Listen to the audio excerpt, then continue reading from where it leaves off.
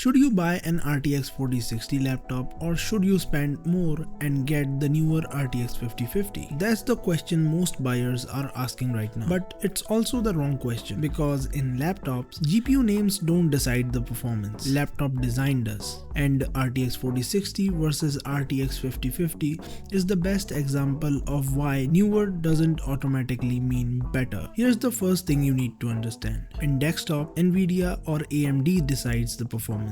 But in laptops, the manufacturers get to decide that. They decide how much power the GPU is allowed to use, how much heat it's allowed to generate, and how long it's allowed to sustain boost clocks. That's why two laptops with the same GPU name can perform very differently. Here's an example. Same GPU name, different laptop design, different performance. Deal with it. On paper, the RTX 4060 laptop GPU actually has more CUDA, Tensor, and RT cores than the RTX 5050. The RTX 5050 counters that with the faster GDDR7 memory and better efficiency. So if you're looking only at spec sheets, it looks like a fair trade. But laptop GPUs rarely hit spec limits, simply because they hit power limits first. This is where things get interesting. At low power limits like around 40 to 60 watts, the RTX 4060 and RTX 5050 perform very similarly. Not because they're equal, but because they both are power starved. But once you move into the higher power laptops like 90 watts and above, the RTX 4060 starts pulling ahead. That's when its extra hardware finally gets room to work. More cores need more power. No power equals no performance. Deal with it. Let's look at these laptops that you can actually buy right now in India. At around 1,05,000, you have two HP Victus options. The Victus with RTX 4060 and the Victus with RTX 5050. Same brand, same chassis, same power limits.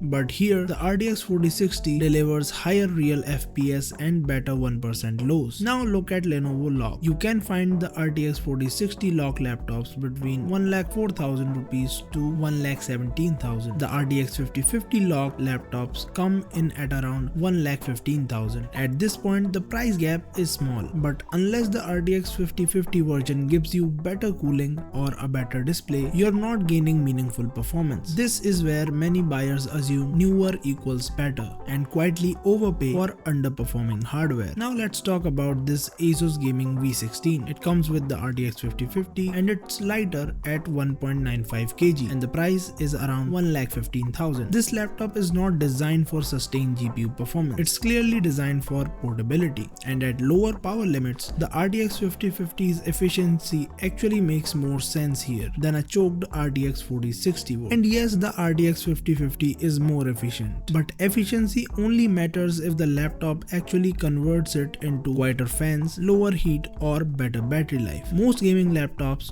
don't do this. Frame generation is similar. It improves the smoothness but not the real performance of games. It works best when you already have consistent 70 to 80 frames per second in any game. So AI frames look great in slides. Real frames matter in games. So here's how you should actually decide. You must choose an RTX 4060 laptop if the price is around 1,15,000 or lower and the GPU power limit is above 90 watts, or you want stable 1% lows in all the games that you play. And finally, if you play competitive or CPU heavy games, then in second situation, you should consider an RTX 5050 laptop only if the price gap is around 5 to 8,000 or less, or the laptop is thin or efficiency focused, or you understand frame generation and its trade-offs, or if no higher powered RTX 4060 alternatives are available. If the RTX 5050 costs significantly more, you're paying for efficiency, not performance. You better remember this. In conclusion, the RTX 5050 isn't a bad GPU, but in laptop, especially in India, pricing and power limits matter more than the generation of a GPU. You must always choose the better balanced laptop, not the newer GPU name, because in laptops, design beats branding.